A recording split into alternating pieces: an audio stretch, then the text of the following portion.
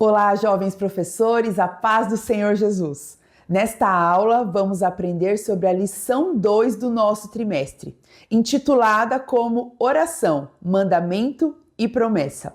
Eu me chamo Deise, congrego no Jardim do Estádio e estamos juntos aprendendo sobre essa prática importantíssima da vida cristã que é orar. Tão importante que ela é um mandamento do nosso Senhor e é uma promessa também feita a nós por Ele. É sobre isso que a gente vai aprender nessa lição, nesse vídeo de hoje. Nós começamos por citar aí o texto-chave.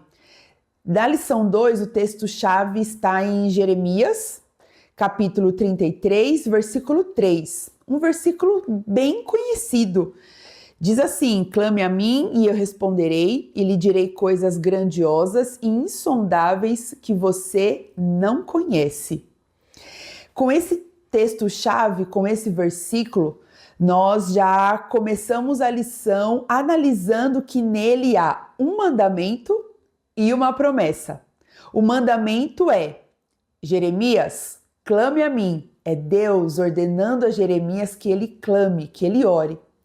E o Senhor também complementa esse mesmo versículo, essa mesma ordem com uma promessa.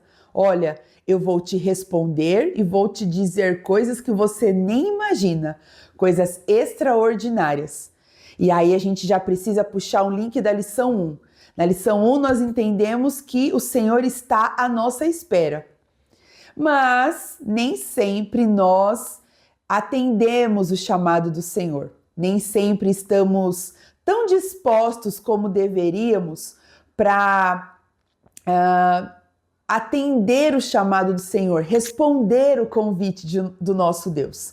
Então a gente vai entender que o Senhor, por amor a nós, nos deixou a oração como uma ordenança.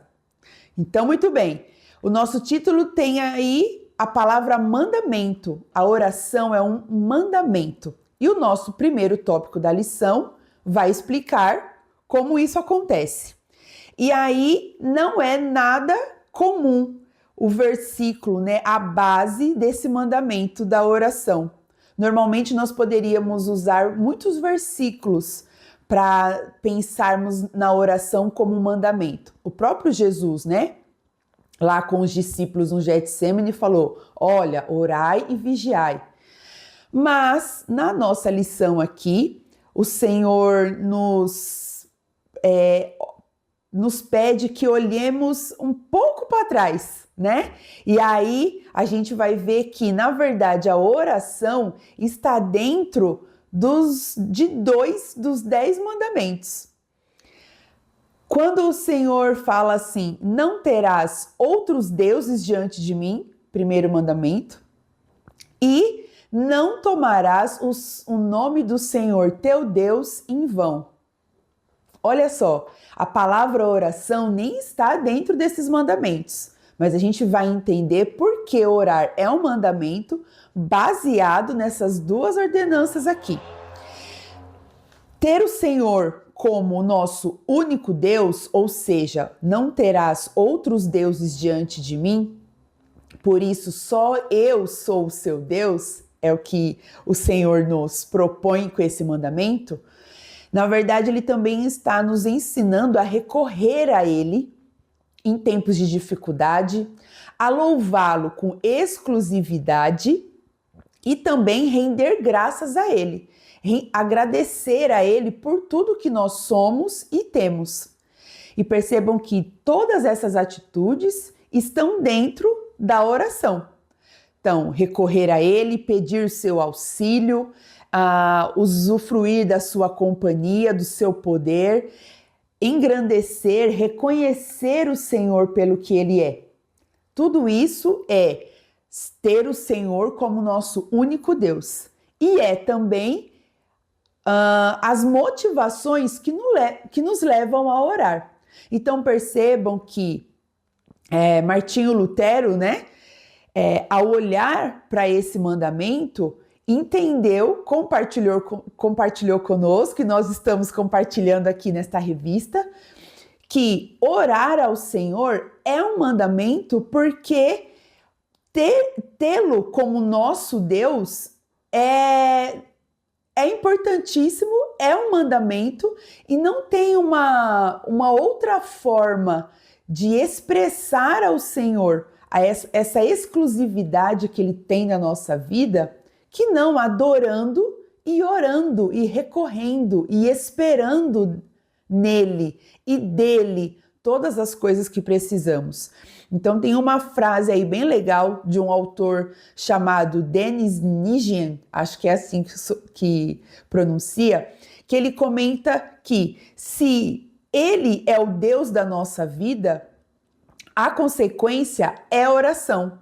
Ou seja, se ele é o nosso Deus, é indispensável que a gente converse com ele, que a gente entregue a ele as nossas necessidades, as nossas ansiedades, que nós agradeçamos a ele todas as bênçãos que recebemos, que nós possamos, então, ter mais intimidade com ele. Então, se ele é o nosso Deus, não tem como não orarmos, não tem como não falarmos com o Senhor, não temos como não ter encontros com o Senhor.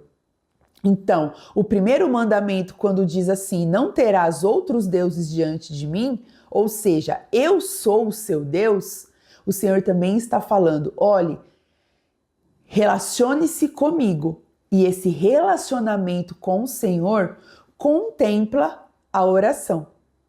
Então, se a oração é a expressão prática, né, de como o Senhor é prioritário na nossa vida e exclusivo no nosso coração, não tem como a gente entender que ele não ocupa o nosso coração. Então, a oração é a expressão prática da prioridade que o Senhor tem na nossa vida. Então, a gente precisa reconhecer o Senhor como digno da nossa total confiança. Por isso que a lição aqui propõe algumas perguntas para a gente refletir, né? E uma delas é, se nós realmente reconhecemos o Senhor como digno da nossa total confiança e se nós o consideramos tanto a ponto de deixá-lo de lado sobre qualquer assunto da nossa vida. Ou seja, se ele é o nosso Deus, como a gente pode deixá-lo de lado, né? De todos os assuntos da nossa vida. Se ele é o nosso Deus, então ele está envolvido em todos os temas da nossa vida. É por isso que nós precisamos orar ao Senhor, levar a Ele as nossas ansiedades, as nossas necessidades, confessar a Ele os nossos pecados, compartilhar com Ele as nossas angústias e buscar dele conselho, auxílio, perdão. Então, a oração é uma das práticas essenciais de um coração que é exclusivo de Deus. E além disso, nós também temos aí um outro mandamento que também dá base, né, para essa obrigatoriedade da oração. O outro mandamento é: não tomarás o nome do Senhor teu Deus em vão. E aí a gente já precisa entender que a gente tem aí um contraponto, né? Então, o não tomarás o nome do Senhor teu Deus em vão, então, na verdade, existe uma forma de tomar o nome do Senhor de um jeito correto, de uma forma reverente, de uma forma que agrada ao nosso Deus. Então, se há uma forma incorreta aqui, que o mandamento nos diz para não fazer, então também significa que há uma forma de se fazer, uma forma correta. E qual é essa forma correta? A forma correta é usar o nome do Senhor, tomar o nome do Senhor para pedir sua ajuda em nossas necessidades, orar, louvar a Ele ou agradecê-lo. Ou seja, o nome do Senhor é tão digno de honra, de glória e de reverência, que nós precisamos tomar o nome do Senhor apenas em momentos em que o nome dele merece, né? Ou seja, momentos em que a gente está ali tomado de temor a ele, de confiança por ele, para entregar a ele as nossas petições e também para dar graças a ele. Então, vejam só, Martinho Lutero entende esse segundo mandamento aqui, não tomarás o nome do Senhor teu Deus em vão, desta forma. E é muito interessante a gente pensar nisso, né? Olha só que profundo, que profunda, né? Foi essa compreensão. Ou seja, não tomar o nome do Senhor Deus em vão é um mandamento. Então também é um alerta. Então existe uma forma certa de tomar o nome do Senhor. Então qual é a forma certa? É usar o nome do Senhor como ele merece. Usar o nome do Senhor com temor, com confiança, né? Entregando a ele louvor, adoração, gratidão, entregando a ele a nossa fé, a nossa esperança, porque no nome dele, nós podemos pedir e receber, né? Então o nome do Senhor é louvado pelas nossas orações, porque justamente ele é Deus, né? Então é atrelado, né? Os dois mandamentos em relação à exclusividade e à prioridade do Senhor, e também está atrelada aí a questão da oração. Nós oramos ao Senhor porque Ele é o nosso Deus, e porque Ele é o nosso Deus, nós não tomamos o seu nome a não ser que realmente seja para dizer que Ele é digno de honra, de glória, da nossa fé, da nossa confiança e do nosso temor. Então vejam aí que entendemos assim a oração como um mandamento. Orar é uma ordenança, não é uma opção. E mais uma vez, olha quão profunda foi essa compreensão. Não há nos mandamentos, né, entre os 10 mandamentos, lá em Êxodo capítulo 20, a palavra orar. Mas fala aí, na verdade, de uma postura, de um comportamento, de uma atitude do coração. O Senhor é a prioridade do meu coração, das minhas vontades, dos meus desejos, dos meus sonhos. O Senhor é totalmente digno da minha fé, da minha confiança. A Ele eu entrego a minha vida, a minha história. Então não há outro Deus além do Senhor. Então em tudo na nossa vida, se o Senhor é o nosso Deus, tudo da nossa vida está diante dele e é para ele. Então isso significa que a oração, a prática da oração, também deve estar dedicada a ele. E se nós temos outros deuses no nosso coração, significa que nós estamos deixando de recorrer a Deus em oração para recorrer a outros deuses, depositando a nossa confiança em outras pessoas, outras coisas, em métodos, em filosofias, em ideologias que sejam, né, totalmente concorrentes com o Senhor. Então, a prática da oração não é apenas um comportamento, uma rotina, né? As palavras que nós confessamos em oração, que nós dizemos a Deus em oração, não são como palavras mágicas, palavras vazias. Elas devem vir de um coração que já está totalmente direcionado ao Senhor, entregue ao Senhor. Então, se o meu coração já é um coração que prioriza a Deus, um coração que destrona os deuses, os ídolos, então o meu coração recorre a Deus. Se o meu coração recorre ao Senhor, a oração torna-se uma prática constante do meu estilo de vida. Profundo, não é? Mas muito importante, importantíssimo, para que nós possamos ver a prática da oração como importante e enraizada nas nossas vontades, nas nossas decisões, ou seja, no nosso coração. E não apenas numa rotina ou numa prática exterior de dobrar os joelhos ou de palavras ditas ao vento, não é? Muito bem, oração como mandamento. Mas o Senhor não apenas nos manda orar. O tópico 2 aí vai falar agora da oração como promessa. Então pensem lá no exemplo de Jeremias, né?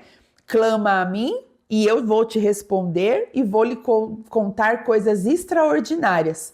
Então, assim como a frase do Para Refletir nos propõe, né? O Deus que nos manda orar é o mesmo que deseja nos ajudar. Olha que lindo! O mesmo Deus que nos dá o mandamento é o Deus que também promete nos escutar. E aí a primeira frase do tópico 2, aí a respeito de o Senhor promete nos ouvir, a frase fala assim: se Deus não tivesse a intenção de responder, ele não teria dado a ordem para que orássemos, nem teria reforçado isso com um mandamento tão rigoroso. Olha só, se o Senhor nos mandou orar, é porque ele tem a intenção de nos responder. O Senhor não tem aí o desejo de frustrar as nossas orações ou fazer dos nossos momentos de oração momentos de solidão. Não, pelo contrário. O Senhor está disposto a nos ouvir, a nos fazer companhia, a nos responder, a nos atender, ou às vezes mesmo em silêncio, o Senhor está disposto a nos confortar, a nos acolher. Então percebam que o Senhor coloca a oração como um mandamento, mas ele também se coloca como aquele que vai nos ouvir, nos responder, nos escutar. Então o Senhor também coloca a oração como uma promessa.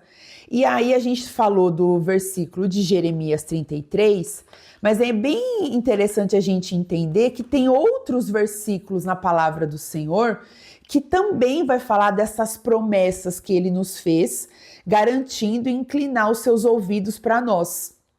Seus ouvidos para nos ouvir, suas mãos poderosas para nos abençoar, o seu abraço para nos acolher, não é mesmo? Então, há aí outras opções de versículos na lição. A gente está falando aí do Salmo 50, versículo 15, o próprio texto de Jeremias, capítulo 29. A gente tem também uma passagem de Jesus falando em João, capítulo 16, versículo 24, e tem também o texto de Tiago, no capítulo 5. Então, eu sugiro aí que, junto com seus jovens e adolescentes, vocês possam olhar, né, encontrar e ler juntos esses versículos, para que os jovens, adolescentes, nossos alunos, possam ver aí em diferentes pontos da palavra do Senhor, da Bíblia Sagrada, essa promessa que o Senhor nos faz, né? Essa garantia que o Senhor nos dá na sua palavra de que Ele vai ouvir, atender, abençoar, responder às nossas orações. Ok? E aí, se a ordenança nos lembra da responsabilidade de buscarmos a Deus, a sua promessa nos faz ver quão maravilhoso é o privilégio de ter conosco o Senhor Todo-Poderoso nos ouvindo, de ter conosco o Deus dos deuses, não é isso? O único Deus, o verdadeiro, o soberano, disposto a nos escutar. Olha que privilégio, né? Eu e você, indignos, pobres, né? Mais um em bilhões de seres humanos, mas o Senhor está disposto a ouvir a minha oração e a sua oração. Isso é uma bênção, não é? É um privilégio. E aí tem uma frase linda aqui do Cacau Marx, que é uma reflexão também. Diz assim: já pensou que, quando oramos, o Deus que criou todas as coisas com a sua voz, faz silêncio para nos ouvir? Olha só, o Deus que com a sua voz criou todas as coisas, ele também faz silêncio para escutar a minha voz, a sua voz, a voz de pecadores, né? A voz de pessoas falhas, pessoas fracas, pessoas corruptas, cheias de defeitos. O perfeito que criou tudo com a sua voz faz silêncio para ouvir a minha voz e a sua voz. Isso é um privilégio e é uma promessa. A palavra do Senhor não volta atrás. O Senhor prometeu e cumpre. Ele disse que se nós batermos, a porta será aberta. Se nós pedirmos, nós receberemos, né? Se nós buscarmos, nós encontraremos. O Senhor prometeu, Ele prometeu nos ouvir. E nós precisamos, devemos usufruir dessa promessa que está à nossa disposição. Amém? Mas não é tão simples assim. E por que não é tão simples assim? Porque nós complicamos, não é mesmo? Existem aí ideias anti-oração, né? Então, nós já aprendemos aqui que a oração é um mandamento e a oração também é uma promessa. Mas o Senhor não manda e não promete, ou seja, não garante, se não fosse também difícil para nós. E a nossa natureza, a nossa natureza pecaminosa, como a gente atrapalha, né? Como nós atrapalhamos quando desobedecemos, né? Ou quando subestimamos a promessa do Senhor. Nós estamos constantemente desobedecendo o mandamento ou estamos desvalorizando as promessas do Senhor. E a oração é uma delas. Existem ideias anti-oração que nós citamos aqui na lição, inclusive indicadas pelo irmão Martinho Lutero, que na sua época em que ele escreveu lá muitos dos seus textos, ele percebia já, séculos atrás, alguns comportamentos, principalmente, que nós citamos aqui na lição. 2 comportamentos comuns nas pessoas que atrapalhavam suas vidas de oração. E nós vamos pensar nesses 2 comportamentos, entendendo que hoje, aqui, 2025, a gente ainda pode ter esses comportamentos e nos atrapalham nas nossas rotinas, nos nossos momentos com Deus. São dois aspectos aí, né? 2 interpretações errôneas sobre a prática da oração. Primeiro, a oração é uma escolha pessoal. Havia crentes lá na época de Martinho Lutero que acreditavam que não fazia diferença orar ou não. Porque nem sempre Deus escuta, então se nem sempre Deus escuta, pode ser que eu estou orando errado, ou então eu nem deveria ter orado. Porque se Deus não respondeu, para que orar, não é mesmo? Olha só, então eles entendiam que a oração era uma escolha, eu posso escolher orar ou não. Além disso, eu também posso escolher quando orar. Então eu oro só depois de eu já ter tentado inúmeras alternativas para as minhas demandas, para as minhas necessidades. Então, tanto o ato de orar ou o tempo em que orar era uma escolha. E nós também, muitas vezes, erramos nessa interpretação e erramos também com esse comportamento. Na verdade, a oração não é uma escolha. Nós acabamos de aprender. A oração é um mandamento. Nós temos que orar. não porque o Senhor já respondeu ou não, né?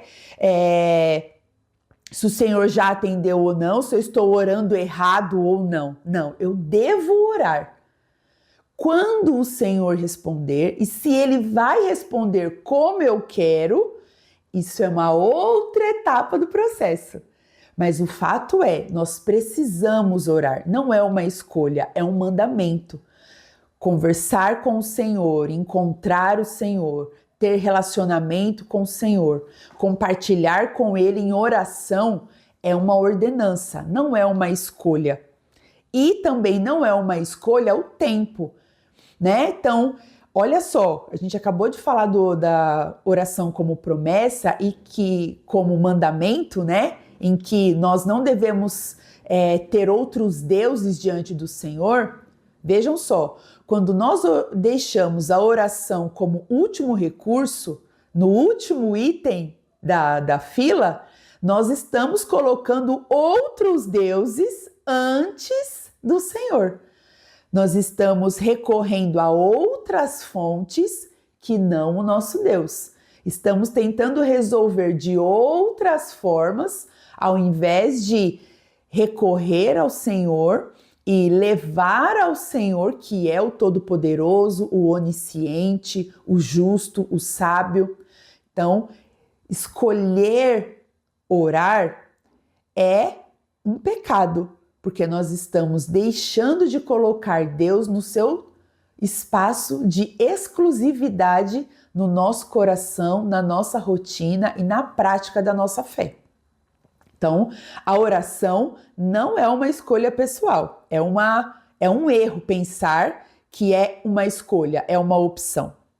É um erro também ver a oração como um privilégio elitista, ou seja, é só para os mais santos. Aqueles que são mais santos, aqueles que têm uma conexão maior com Deus, né? Aqueles que têm mais intimidade com Deus, eles oram então, né? E às vezes a gente até terceiriza. Vou pedir para fulano orar por mim. Vou pedir para tal pessoa.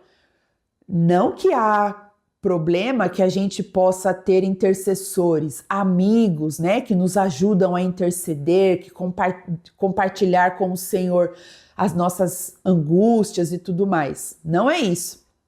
Tá tudo bem nós contarmos com amigos intercessores, mas desde que a nossa oração, a nossa prática da oração esteja intacta. Nós também precisamos orar. E a gente não pode olhar a oração como um privilégio dos mais santos, de quem tem mais privilégio, de quem tem mais créditos com Deus, né? Não. A oração é para todos. Todos nós somos pecadores.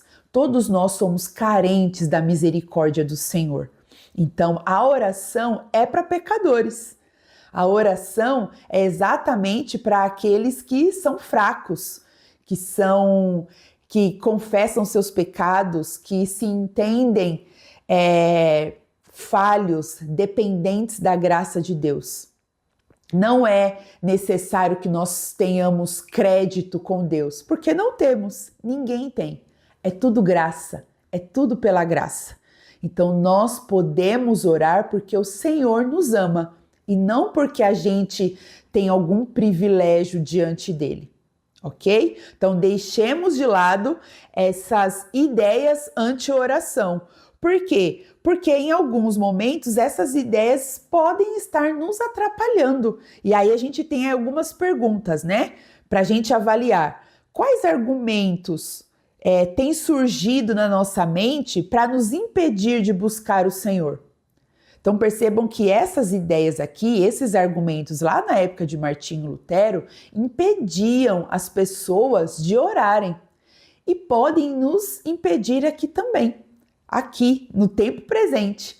Então pode ser que nas nossas pretensões de orar, muitos argumentos contrários à oração, muitos argumentos contrários à nossa fé, podem surgir e nos atrapalhar e nos distanciar desses momentos de oração e de comunhão com o Senhor. Então nós precisamos avaliar em quais ideias você tem acreditado que contradizem o mandamento e a promessa de Deus sobre a oração.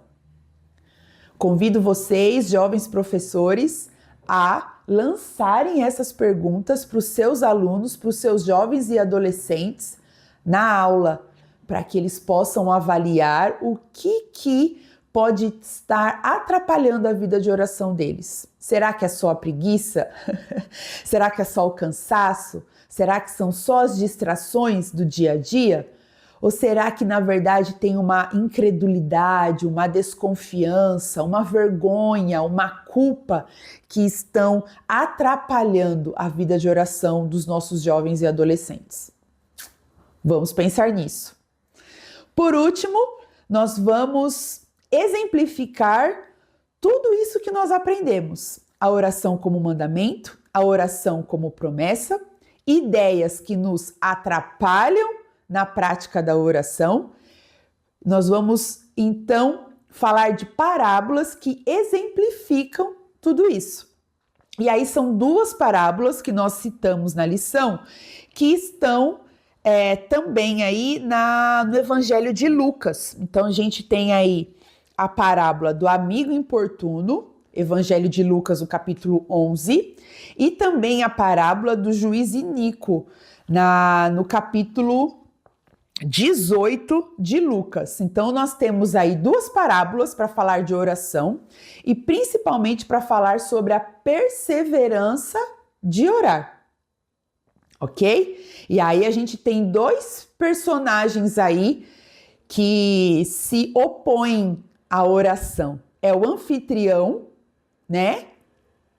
Que não quer dar pão, e também tem o juiz iníquo, que também não quer atender o clamor da viúva. Então são duas parábolas bem conhecidas, talvez por conta do tempo na aula não dê para que vocês leiam ambas as parábolas na íntegra, mas tenham aí em mente as histórias dessas parábolas, para que vocês possam parafrasear ali na aula e contar para eles, né, de forma resumida, para que eles lembrem ali do que se tratam essas parábolas e então a gente possa identificar esses dois personagens que, como eu disse, eles se opõem à oração, né? Então são duas analogias que o Senhor Jesus propõe aí em ambos os capítulos. Então, primeiro, é um anfitrião que se recusa a dar pão para o seu amigo que chegou de surpresa, né, à meia-noite, tarde da noite. Então esse anfitrião vira e fala: ah, não, mas eu já tô deitado, tô junto com os meus filhos dentro de casa. Eu não vou te atender, sair para te emprestar pão a essa hora. E também a gente tem o juiz iníquo, que por ser ruim, por ser iníquo, ignorava as petições e o clamor da viúva que precisava ter sua causa julgada. Então, vejam aí, dois personagens difíceis que se opõem à oração. E aí é uma comparação estranha, né? Nós citamos isso aqui na lição. É uma comparação estranha, porque ambos os personagens são comparados com o próprio Deus, né? Um anfitrião egoísta, mesquinho, que não queria emprestar pão, e o juiz mau. Dois personagens que são comparados com Deus. E por que isso é importante? O nosso Deus não é nem mesquinho, nem injusto, nem iníquo. Pelo contrário, o nosso Deus é justo e é bom. Então, por que nessas parábolas o nosso Deus é comparado a esses dois personagens? A explicação vem de um outro autor, que eu cito aqui na lição, que é o A.B. Bruce, né? Do livro O Treinamento dos 12. É um livro bem legal, bem bacana, e fala aí sobre os ensinamentos que Jesus fez para os seus discípulos. Então, nesse livro, ele explica que Jesus sabe os duros pensamentos que os homens têm sobre Deus, sobre o desejo sob o peso de desejos não realizados. O que ele quer dizer? Olha, o fato de nós não termos as nossas orações respondidas, muitas vezes nos faz pensar mal de Deus, né? Então nós duvidamos da bondade do Senhor, duvidamos da sua justiça, porque a frustração da nossa oração, pelo menos do jeito que a gente queria, nos faz pensar mal de Deus. E aí o Senhor coloca que, apesar dele não ser assim, muitas vezes nós pensamos que ele é assim. Então, a forma como nós pensamos de Deus interfere na forma como nós recorremos ao Senhor. Olha que interessante. E aí a gente coloca já uma pausa para reflexão. As ideias que nós temos sobre quem é Deus nos animam ou nos desanimam a orar? O fato de nós muitas vezes acharmos que o nosso Senhor não atende às nossas orações, de que Ele não é justo para nos atender e cuidar das nossas causas, nos faz muitas vezes criar uma imagem negativa do nosso Deus, errada do nosso Deus. E isso nos atrapalha a recorrer a Ele. São mentiras que nós acreditamos a respeito do nosso Deus e que vão se tornando barreiras no nosso contato, na nossa comunhão com o Senhor. Então eu deixo de recorrer ao Senhor porque eu deixo de acreditar na sua bondade. Eu deixo de lançar ao Senhor as minhas causas porque eu desconfio da sua justiça. É uma coisa grave. Mas aí a parábola vai nos dizer o quê? Que mesmo que nós pensamos que o Senhor não é bom ou que o Senhor não é justo, ainda assim Ele atende a causa da viúva e ainda assim Ele atende a causa do amigo que precisava de pão. É isso que as parábolas estão nos ensinando, de perseverança. Ainda que oposições aconteçam na nossa prática de fé, na nossa vida de comunhão com Deus, ainda que barreiras se levantem, e essas barreiras são a nossa própria incredulidade, as nossas próprias emoções, as nossas próprias ideias errôneas sobre Deus. Ainda que tudo isso aconteça, o Senhor, Ele nos atende, Ele nos responde, Ele nos dá o pão, Ele julga as nossas causas, assim como aconteceu nas parábolas. Por isso que as parábolas exemplificam o mandamento e a promessa. O mandamento de orem, ainda que seja difícil, ainda que pareça impossível, orem. Ainda que pareça que eu não estou ouvindo, ainda que você pense que eu não seja bom, que eu não seja justo, o Senhor está falando, orem, clama a mim, assim como Ele falou com Jeremias. E não apenas isso, eu vou responder, porque eu sou bom e porque eu sou justo. Então, quando você precisar do pão, eu vou lhe dar. Quando você precisar que a sua causa seja julgada, eu vou te dar a justiça. Então o Senhor, por meio dessas parábolas, exemplifica a ordenança da oração e a promessa de que Ele vai nos responder, nos atender e estar conosco nesses momentos de comunhão com Ele.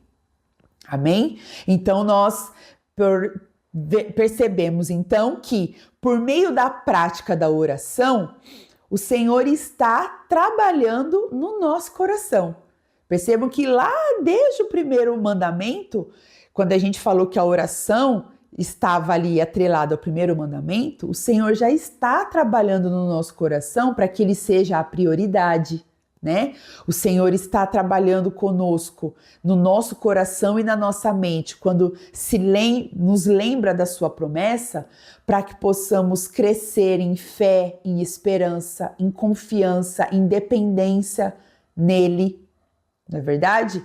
Então o Senhor está fazendo com que, por meio da oração, a nossa forma de viver a vida cristã seja de acordo com a sua vontade, com a sua palavra, com os seus mandamentos, com os seus conselhos, com o seu poder sobre quem ele é, sobre o que ele faz. Então a oração é uma forma de converter o nosso coração. E aí a gente chega na conclusão que o Senhor nos ordena a orar para nos exercitar na perseverança. Ou seja, Ele nos manda orar para que possamos ser perseverantes. Porque se o Senhor não mandasse, muito provavelmente nós desistiríamos. Se a gente já desiste quando Ele ordena, imagina só. Então, o Senhor nos manda orar porque nós precisamos exercitar a perseverança, não desistir. Nós temos que orar e o Senhor nos manda isso. E Ele também nos promete para nos exercitar na esperança, ou seja, eu persevero porque Ele me mandou e eu espero porque eu tenho certeza que Ele vai cumprir.